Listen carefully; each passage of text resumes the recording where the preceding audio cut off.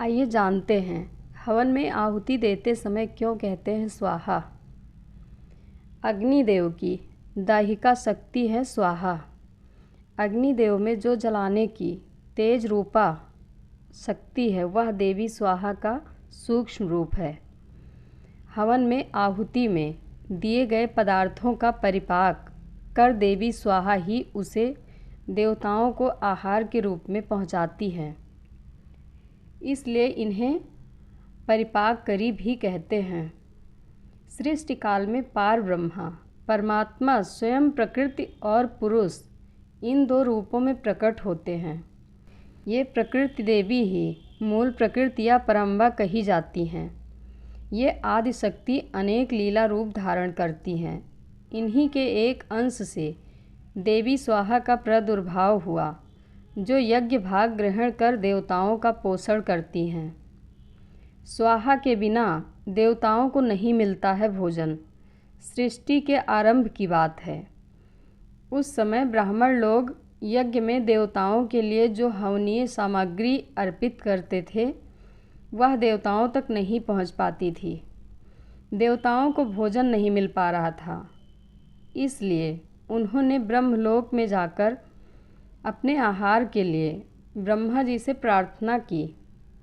देवताओं की बात सुनकर ब्रह्मा जी ने भगवान श्री कृष्ण का ध्यान किया।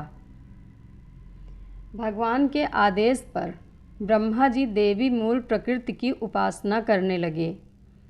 इससे प्रसन्न होकर देवी मूल प्रकृति की कला से देवी स्वाहा प्रकट हो गई और ब्रह्मा जी से वर मांगने को कहा। ब्रह्मा जी ने कहा, आप अग्निदेव की दहिका शक्ति होने की कृपा करें। आपके बिना अग्नि आहुतियों को भस्म करने में असमर्थ है। आप अग्निदेव की गृह स्वामिनी बनकर लोक पर उपकार करें। ब्रह्मा जी की बात सुनकर भगवान श्री कृष्ण में अनुरक्त देवी स्वाहा उदास हो गई और बोली, पर ब्रह्मा श्री कृष्ण के अलावा संसार में जो कुछ भी है सब भ्रम है। तुम जगत की रक्षा करते हो। शंकर ने मृत्यु पर विजय प्राप्त की है। शेषनाग संपूर्ण विश्व को धारण करते हैं। गणेश सभी देवताओं में अग्र पूज्य हैं। यह सब उन भगवान श्री कृष्ण की उपासना का ही फल है। यह कहकर वह भगवान श्री कृष्ण को प्राप्त करने के लिए तपस्या करने चली गई और वर्षों तक एक पैर पर खड़ी होकर उन्होंने तप किया। उनकी तपस्या से प्रसन्न होकर भगवान श्री कृष्ण प्रकट हो गए।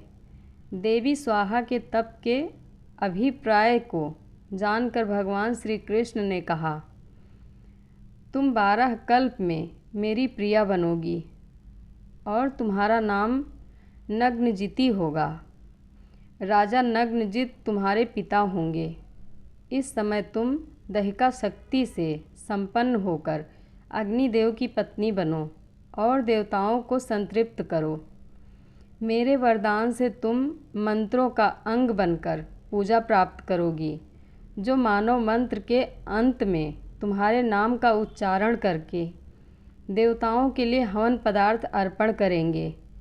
वह देवताओं को सहज ही उपलब्ध हो जाएगा। देवी स्वाहा बनी अग्निदेव की पत्नी। भगवान श्री कृष्ण की आज्ञा से अग्निदेव का देवी स्वाहा के साथ विवाह संस्कार हुआ। शक्ति और शक्तिमान के रूप में दोनों प्रतिष्ठित होकर जगत के कल्याण में लग गए। तब से ऋषि मुनि और ब्राह्मण मंत्रों के साथ स्वाहा का उच्चारण करके अग्नि में आहुति देने लगे और वह हव्य पदार्थ देवताओं को आहार रूप में प्राप्त होने लगा। जो मनुष्य स्वाहा युक्त मंत्र का उच्चारण करता है उसे मंत्र पढ़ने मात्र से ही सिद्धि प्राप्त हो जाती है। स्वाहाहीन मंत्र से किया हुआ हवन कोई फल नहीं देता। देवी स्वाहा के सिद्धिदायक 16 नाम हैं, जो इस प्रकार हैं। स्वाहा, विभिन्न प्रिया, विभिन्न जया, संतोषकारिणी, शक्ति, क्रिया, कालदात्री, परिपाकरी, ध्रुवा, गति, नरदाहिका, दहन क्षमा, संसार सार रूपा, घोर संसार तारिणी, देव जीवन रूपा, देव पोषण कारिणी। इन नामों के पाठ करने वाले मनुष्य का कोई भी शुभ कार्य अधूरा नहीं रहता।